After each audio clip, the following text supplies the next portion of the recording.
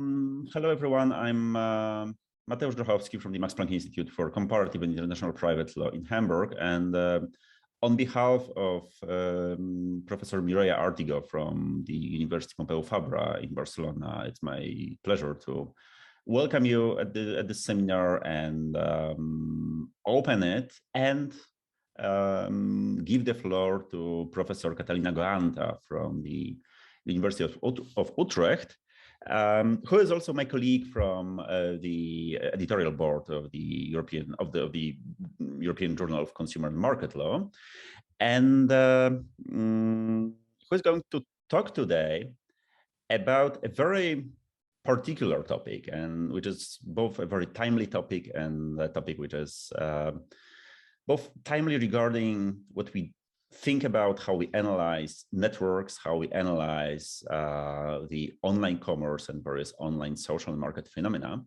but also regarding the currently ongoing political, geopolitical, legal also to some extent, processes, occurrences connected to the war in Ukraine, and how this war and so responses to this war from the other countries are reshaping our understanding of the online market. So a part of this whole like plethora of issues will be covered today by Catalina. And her presentation, the topic of her presentation is the Influencer Republic, monetizing political speech on social media. So thank you again, Catalina, and the floor is yours. Of course, after the presentation, we'll have time for the open Q&A.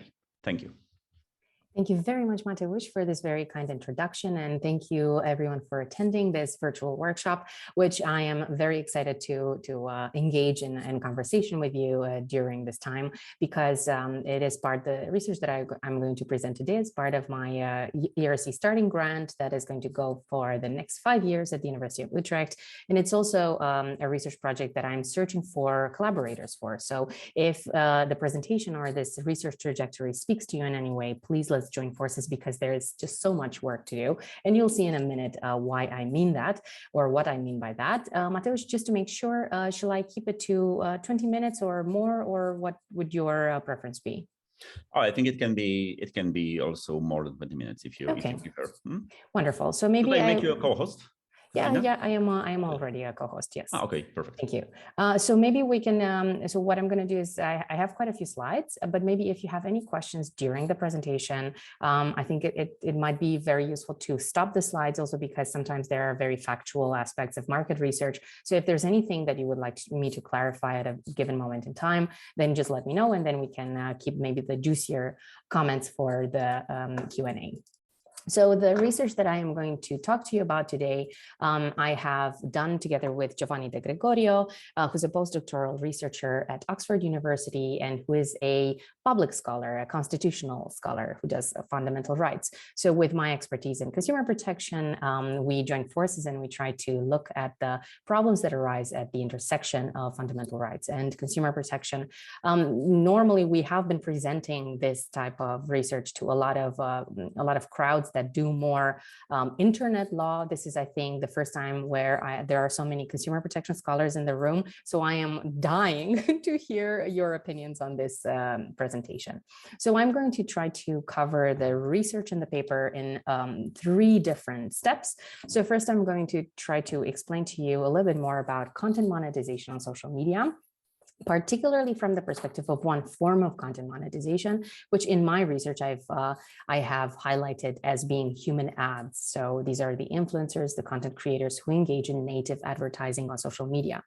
Then I'm going to try to give you some examples of political speech and how political speech can be monetized on various social media platforms, and also then try to see, okay, what can consumer protection teach us and what can consumer protection provide in terms of inspiration for how political advertising of this sort can be regulated in the future, especially because there is a new proposal for a regulation on political advertising that goes in some similar directions, but as we will see, there are also some considerable gaps that remain.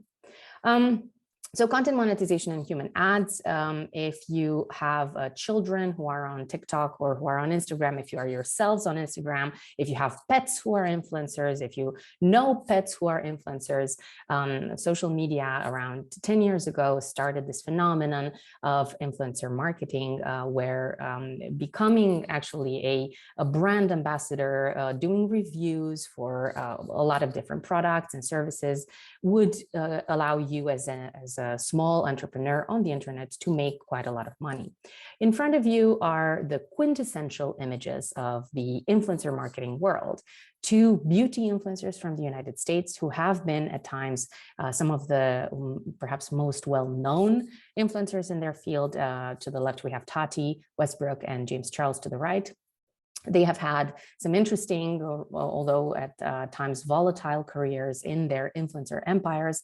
But if you look at the number of views on this video, this is it was called, I think it was a scandal between various influencers, and it was called the Dramageddon 2.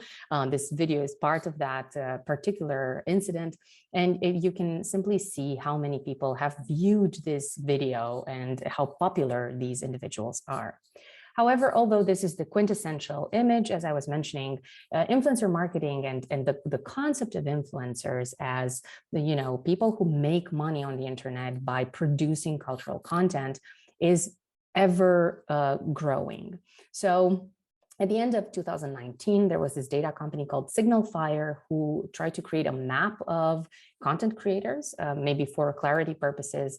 At the present moment, influencers, the term influencer is used predominantly when speaking about advertising, when speaking about influencer marketing, but content creators, as we will see, are people who make money on social media platforms more specifically, but not only, they can also do so in marketplaces in many ways, which challenge the law in a plethora of directions. But this is just to show you that we have here some numbers. So again, this is at the end of 2019. The numbers today would be very different because of the ever-growing popularity of content creation. But the idea that, social media used to be this place where we used to share cat photos and cake photos, that is no longer the case. And what we have right now is people are making various social media presences for themselves so that they can monetize that, and then they can make money out of that. And they can make money in various ways. So I think it is quite important, and this is what I find quite fascinating about this study, to think about the emergence of content creators as a process that had multiple phases. And earlier on, perhaps we can even say more than 10 years ago, social media platforms were there on the internet, and then there was a quest to find, okay, who are we going to get money from? Also, as the platforms, who are we going to, what will our business models be? And then influencer marketing became pretty much the first business model for internet entrepreneurs that showed potential, that would be a win-win situation on the one hand for the platform, for the creator, but also for other brands and a lot of other actors in the supply chain of advertising services. So this is why perhaps when we think nowadays about influencer marketing, we think about these mega influencers like the ones who I shared with you in the earlier slide. But nowadays, creators, so this is the phase 3 in the slide, nowadays creators are basically small and medium enterprises. They are, they are freelancers, they are small companies, startups that are producing content on the internet, and they are creating a nice little puzzle array of business models that provide them income. Just with influencer marketing, you can see these are some predictions from market research, and you can see that the demand for influencer marketing as a form of native advertising is increasing every single year. And to that, and I think especially for consumer protection experts, this is a very, very important shift that we need to keep in mind for the next years. So in spite of the fact that, or in addition to the fact that influencer marketing is ever growing, we see that platforms themselves are also engaging in different types of business models. So here you have Jeffree Star Cosmetics. This is an example from Instagram. Jeffree Star happens to be an influencer. He has a company that produces makeup. The company is present on Instagram. He has a shop on Instagram. And if you look, so these are screenshots taken from my account with an IP connection to the internet that is from the Netherlands.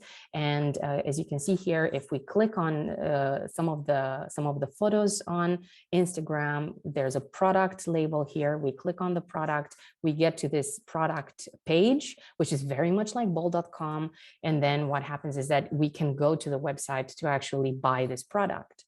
However, I would like to very, very carefully mention that we're still in Instagram because this is a native browser to Instagram. So actually, if you're buying this palette, this makeup palette using Instagram, you're actually physically doing the purchase in the Instagram app still. So what this looks like in other jurisdictions is here the possibility. So this is a print screen of Instagram from the United States. And what you have is the possibility of actually buying the good on Instagram. And this phenomenon is called social commerce, and it poses even more complications to influencer marketing because you can imagine that we have literally the same space for advertising and for purchasing. So the frictionless commerce, the space between actually advertising a product and having a conversion to a purchase for that product is going to be historically low. So how exactly do content creators monetize their content? On the basis of empirical research that I've been doing for the past 5 years, and also collaborations with computer scientists, but also social scientists, such as Sophie Bishop, who was an expert, who is a media scholar and was the expert who helped the UK Parliament on their influencer inquiry. There are some established business models that we have also reported on for the European Parliament, and I'm just going to take you through some of them very, very briefly. So, when we think about advertising on social media, there is this very classical example of platform ads. So, Pepsi is going to buy ads or ad space from Google or from Facebook. And that entails that all these platforms are going to display these ads on the platform. For YouTube particularly, the display of these ads on the platform is monetized by influencers and content creators via Google AdSense. And that means that for every single video that is monetized, therefore that presents these ads, the influencer can get a specific amount of money. So the more you have views, the more you have engagement on videos, then the more money you can make on YouTube. There are also platform tokens. These have been very specifically covered by Buke in some reports about TikTok tokens. So you go to TikTok, you buy certain tokens from TikTok or from Twitch, as the example is here with Bits. So you're buying certain tokens from TikTok, and then you're watching your favorite dogs, and you're making micropayments through basically sending these tokens to the content creator in a very ad hoc way. So it's kind of tipping. When you like something that you see, you're tipping the creator in that particular fashion. Then we also have subscriptions. I have to tell you anecdotally that yesterday I made my first OnlyFans subscription because there is a politician in the United States who is now using OnlyFans to promote political messages. What is the subscription model? Basically, you just make your video on demand structures available on various platforms. And if you're a creator, then you can say, okay, you need to subscribe to my content, and that's going to be $5 a month or $10 a month. And then you have access to certain content that I make. The influencer marketing aspect that turns people into human ads, which I mentioned before, this is the most important or predominant business model because it has been growing at a very fast pace by itself.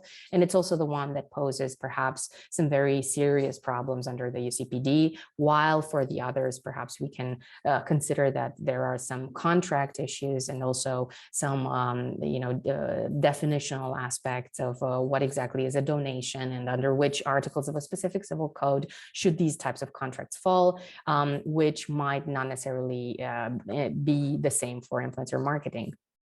Then we also have direct selling. This is also very relevant for consumer protection. So influencers can make themselves, can have companies themselves, and these companies basically start selling directly to consumers. So then there's also going to be this dichotomy because influencers might not just have the obligations under advertising law, but also under, for instance, instruments like the Consumer Rights Directive. Then we have crowdfunding. So that is something that you can simply use this type of model to ask for money from your followers. It is very used when there are certain costs that influencers would like their followers to cover. If a pet gets sick and then you have to take it to a clinic, then a lot of the times this is what happens. But content creators also use crowdfunding to stimulate philanthropy. And this is the example of the Ukrainian war, where a lot of content creators said, just donate to me and I'm going to give this money to additional actors. Again, very interesting as a business model, but posing some other additional issues here as well. And then also linked to platforms and the power of platforms. Platforms can also pay content creators directly. Now there is also a trend because of social commerce. So content creators are becoming users that are hubs that are going to bring in more followers on a platform. And for that reason, platforms themselves want to invest in content creators. So these are some of the most important business models, but today in my presentation, I'm just going to focus on influencer marketing. Perhaps in the discussion, we can cover some others as well. Now, how does influencer marketing look like in political speech? And can we look at some examples?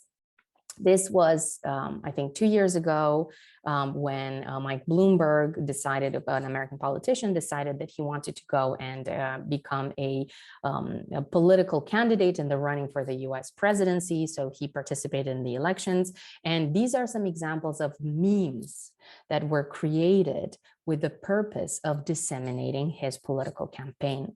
So what happened is that the persons working with Mike Bloomberg suggested, okay, how should we make you cool on social media? Let's go and contact some of these meme accounts on Instagram. For instance, like Kale Salad is a very famous meme account. And basically what is happening here is that these accounts started sharing these very meta looking memes where even the communication of creating a campaign was memified, if I can put it like this. And then you can see that actually there is a disclosure here on Kale Salad. According to some journalistic commentaries, these posts were going at around maybe $400 per post.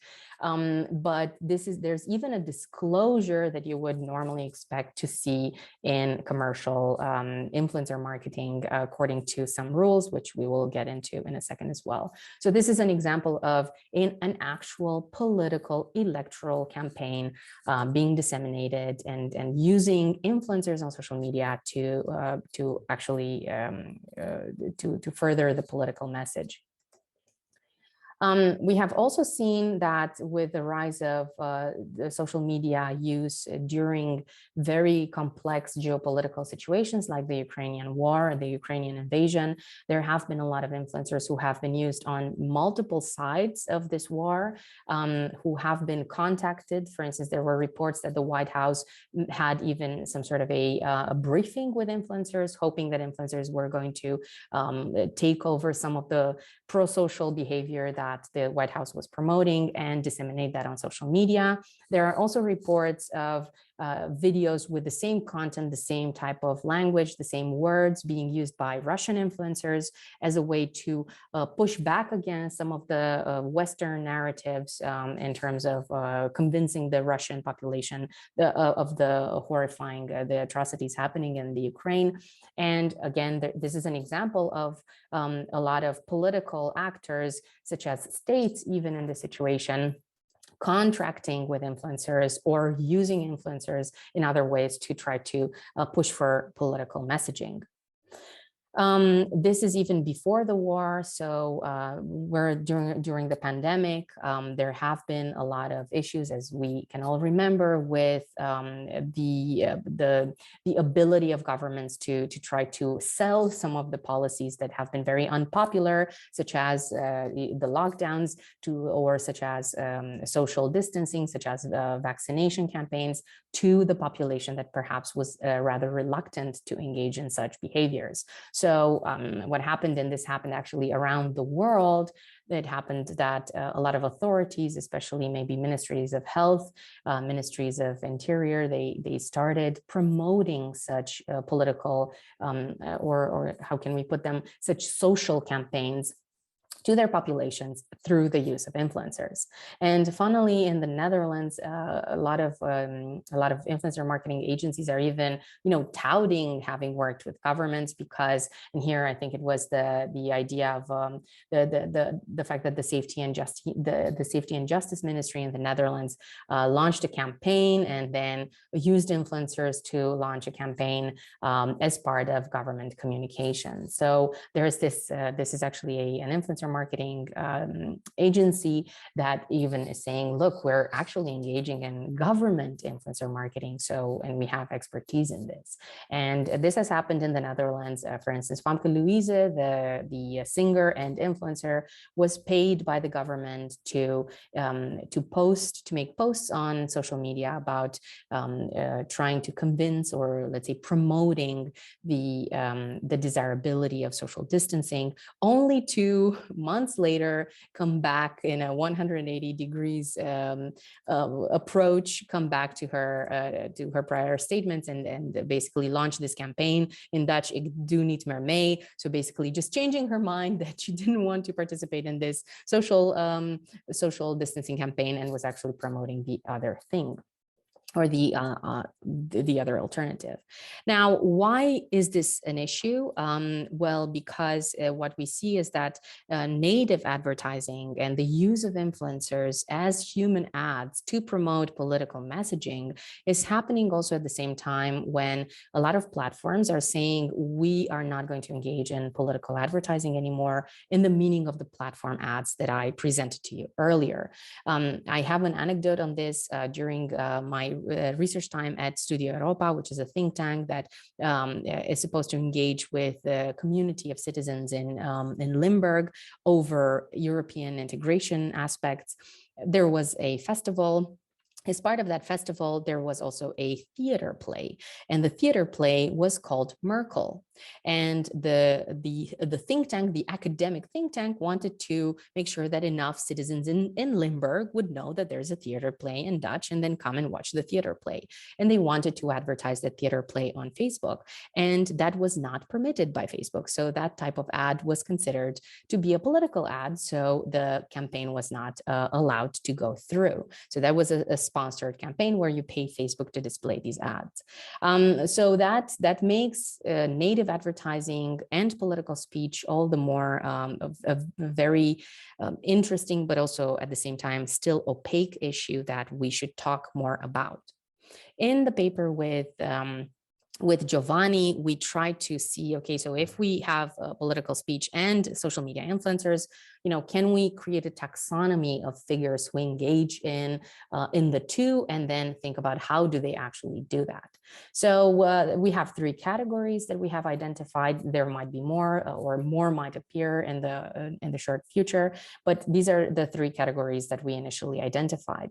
So first, we identified social media influencers as political opinion leaders, and maybe some of you might recognize this content creator. His name is Rezo. He's actually from very close to Maastricht, where I'm sitting right now in Aachen, and he does these very funny videos on YouTube, you know, lip dub and very kind of prankster-like type of content. And then out of nowhere, lo and behold, he made, I believe it was in 2018, if I remember this correctly, he made a video and he absolutely destroyed the CDU and Angela Merkel, raising a lot of questions about, okay, so is this paid for? Is this something, did you get money to promote this message? Because it just wasn't really very on brand. And then I think that there were some news articles in Germany that where Rezo was mentioning that he was not paid, but at the same time, we can see that in this example, there is this potential of social media influencers of becoming political opinion leaders. So therefore, even living through the provision of political commentary.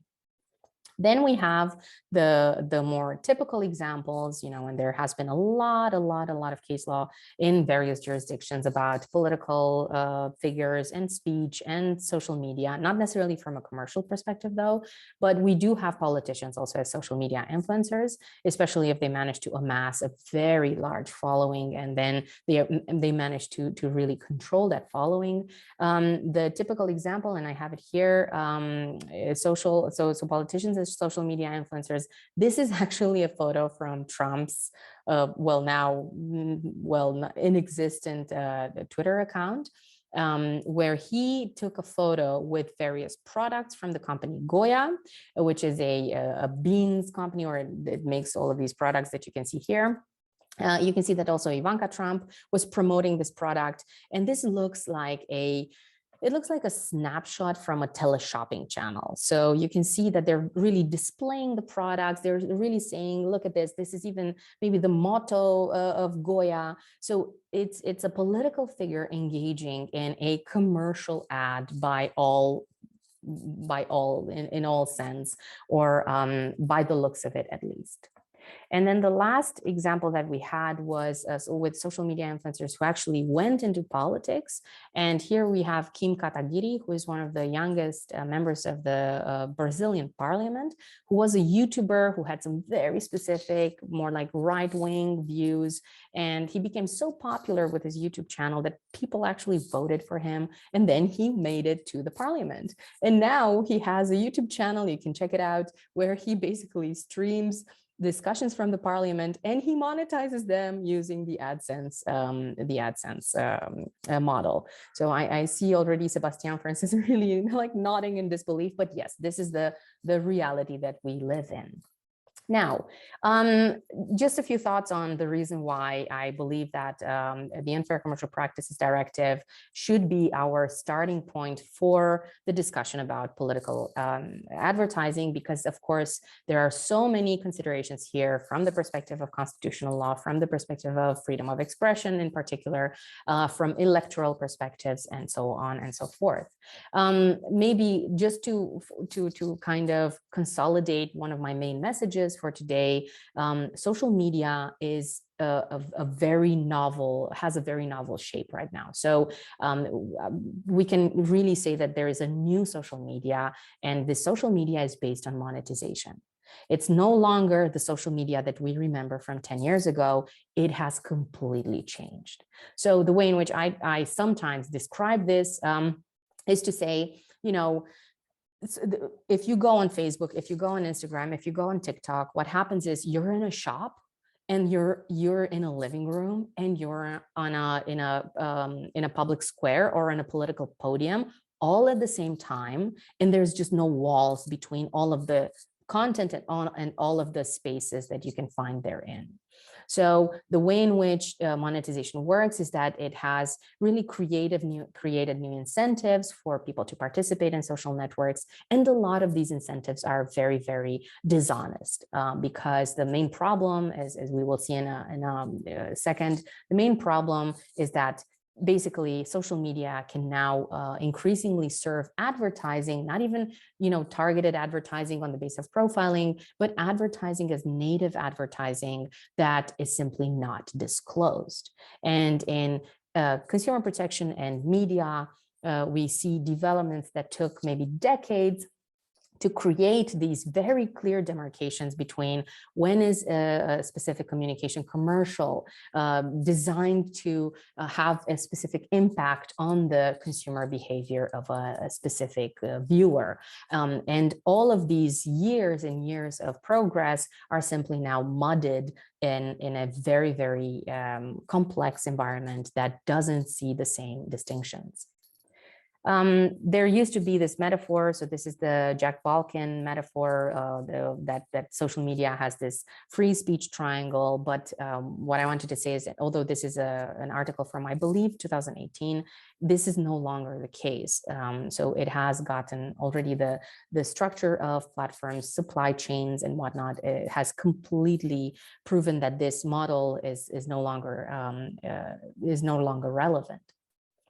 When we speak about monetized speech, and we turn to the Unfair Commercial Practices Directive, and that is because we have seen that as an expression or a part of an expression of advertising law, it has created a certain type of legal certainty towards the idea that, okay, if there is going to be a commercial communication that is advertising, that needs to be disclosed. And we see that there are certain interpretations issues that Christine Riefa, for instance, has already addressed from the perspective of the legal definition of an influencer. So who exactly is supposed to even comply with consumer provisions such as those in the Unfair Commercial Practices Directive. We have seen that case law from the Court of Justice has not necessarily been that much helpful. So if we see in the Kamenova case, and we try to understand where do we draw the line when an influencer should be considered a trader, it's not really that clear, but I'm very curious to discuss this with you later. And then most recently, we've seen in the last part of 2021, in the Peek and Kloppenburg case on editorials, we see that there is this commitment again to the idea that any kind of advertising needs to be disclosed because otherwise it might manipulate consumers, and then that is not something that is desirable. And of course, in addition to advertising law that comes or that stems out of the Unfair Commercial Practices Directive, we also have media law that could interplay with the UCPD, such as the updated Audiovisual Media Services Directive, but also a lot of self-regulatory instruments, not only at national level, but also at European or international level. These are just a couple of examples of the annex that could be relevant and that are relevant for the influencer marketing discussion. So as I was mentioning, the editorial that falls under the advertorial that falls under article or point 11A of the annex of the Unfair Commercial Practices Directive has been discussed in Peek and Kloppenburg. And this is something that, again, we can use to say, yes, it's quite clear we need disclosures. And we also have some other points that we could use from the Modernization Directive. We see, for instance, like point 23C, we could try to raise the question of, well, if someone is submitting, if an influencer is submitting a review, can we consider that to be a fake review in certain situations, not necessarily because the disclosure is not there, but because maybe it is a false representation of how good a product is, just because that is beneficial for the influencer to promote that product from a financial perspective. Or basically, we also have point 23B, and that goes also a little bit more in the direction of fake reviews, but then there's always a question, should we also use that for influencer marketing? When we speak about political advertising, so we see that normally speaking, if we look at the UCPD, if we look at the interpretation of the UCPD, if we look at even other jurisdictions like the Federal Trade Commission's endorsement guidelines, we see that there's this general direction. If something is being advertised, just disclose it. But then the question is, to what kind of speech does that apply? So if we look at Article 3 with the scope of the UCPD, we see that we have unfair business to consumer commercial practices during, after, and before, during, and after a commercial transaction. So we also have the discussion of invitations to treat. But then the problem is business to consumer commercial practices. And here, I think that there's quite a lot of unclarity because on the one hand, indeed, if we interpret the UCPD very narrowly, then you need a business, you need a consumer, and then to that, the commercial practice between them, you can apply the UCPD. But is there any scope and is there any benefit to say, well, we should expand the interpretation of this article because, you know, if it looks like a duck and it quacks like a duck, if we see that there is advertising done, for instance, by social media influencers, it's political advertising, we should apply consumer protection rules as opposed to let this discussion be governed by freedom of expression and more fundamental rights directions, simply because, for instance, maybe the situation here doesn't necessarily involve a business, but it involves a government. So that's something that I'm not going to build on because I would like to discuss this with you later on. However, what we also see at national level, and I'm nearing the end of my presentation, is that, for instance, in the Netherlands, there are a lot of interactions between commercial and political speech in codes of conduct, and there are quite a few rulings of the Reclamecodecommissie, so the Commission on the Advertising Code, on, for instance, unaddressed printed advertisements that were political ads, so that were political leaflets, and then basically we see that according to the definition of advertising and the advertising code for the distribution of unaddressed printed ads, we see that advertising also even includes ideas. It doesn't necessarily include just goods or services, which, as I forgot to mention, was also an issue under Article 3 because we have this product specification here.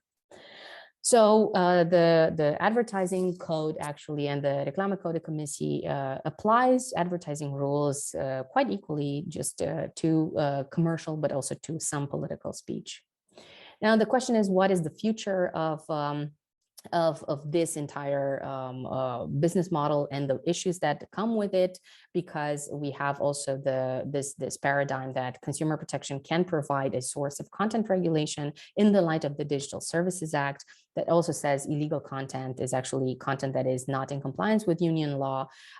So then maybe we can see here that we can shift the discussion from the influencer must disclose according to the UCPD to the discussion of platforms need to do something more than just disclosures. Although the DSA is very much also about transparency. It's about trying to create various databases of sellers, of traders that address consumers. And for instance, influencers could be some of those. And lastly, we also have the regulation of the European Parliament on the transparency of and targeting of political advertising, where we see that the Commission actually recognizes that there is a very specific need to look into influencer marketing. So influencers are mentioned in the preamble. And if we look at political advertising, there is a definition that deals with elections, but at the same time, voting behavior, we could also argue, well, how do we interpret that? And how do we take voting behavior to have a meaning within the perspective of not just electoral advertising, but also issue-based advertising? So basically, kind of to wrap things up, what we were doing in the paper is we were looking at the UCPD. We claimed in a very, I guess, in a way controversial manner that commercial practices, unfair commercial practices law should be applicable to some of these, at least some of these categories that I have shared with you of political speech influencers. So for instance, social media content creators, so social media influencers who support various political messages, they are commercial entities by themselves. And then therefore, we have put forward in the paper that they should be held liable if, of course, they are considered traders, they should be held liable to standards of consumer protection. The conversation is a little bit more complex, of course, and then the question is also, if we're in the same space, we see now the UCPD, we see this regulation proposal. Why do we want to treat advertising that is done in the same space by the same actors with the same rationale differently? And I know that this might be, again, a very controversial statement, but I look very much forward to discussing it with you. Thank you for your attention, and I look forward to your questions.